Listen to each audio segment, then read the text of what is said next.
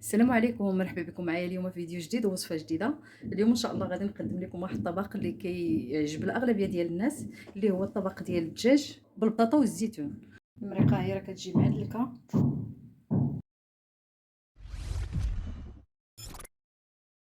غادي نبدا دابا بالدجاج باش نشرملو. غادي نوجد الشرموله. عندي هنا الربيع، عندي القزبر والمعدنوس، عندي الحامض مصير يعني اللب ديال الحامض مصير، والثومه، سكنجبير. يعني التوابل اللي غاديروا على حسب الكميه ديال الدجاج اللي غاديروا.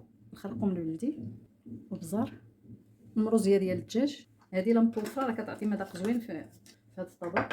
وغادي ندير الملحه، غندير غير شويه حيت عندي الحامض مصير مالح. انا غادي ندير شويه ديال الزعفران شعره. الا ما عندكم راه غيتعوضوه بهذا الضمه ديال الزعفران. غادي نزيد شويه ديال الماء باش غادي نخلط هاد الشرموله، واحد الكاس تقريبا، كاس صغير ديال الماء. غادي نخلط مزيان هاد الشرموله وغادي نشرمل فيها الدجاج.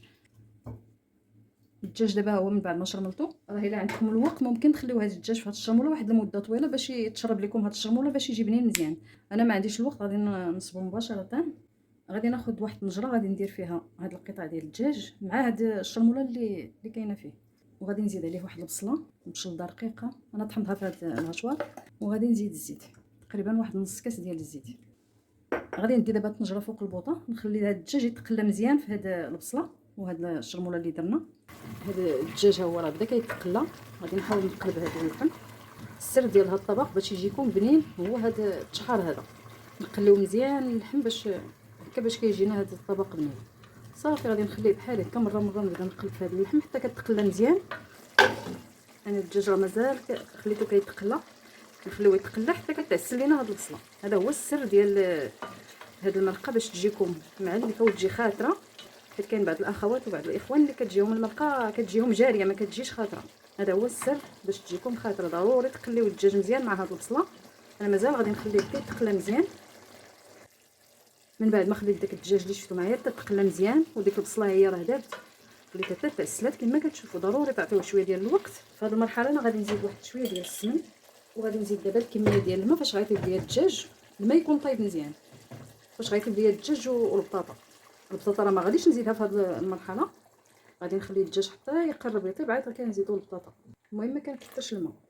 صافي غادي نخلي دابا الدجاج يطيب على نار مهيله. راه يمكن ديروا هذا الطبق في الكوكوط، غير بهذه الطريقه كيطيب على المهل كيجي بنين. من بعد ما خليت دابا الدجاج حتى دخل فيه الطياب تقريبا واحد 15 دقيقه، غادي نزيد دابا البطاطا. غادي ندير البطاطا هنا في واحد الجنب. صافي غادي نخليه دابا على نار مهيله حتى طيب لينا هاد البطاطا. ما الدجاج راه دخلوا الطياب. البطاطا دابا من بعد ما دخلها الطياب غادي نزيد اخر حاجه هي الزيتون، وغادي نزيد واحد الفلفله حاره.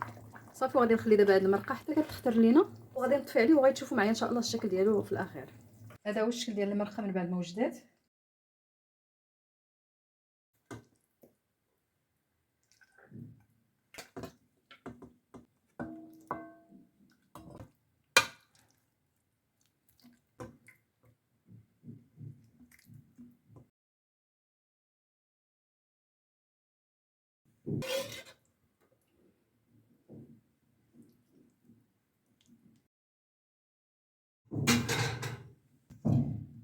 المرقه هي راه كتجي معلكه.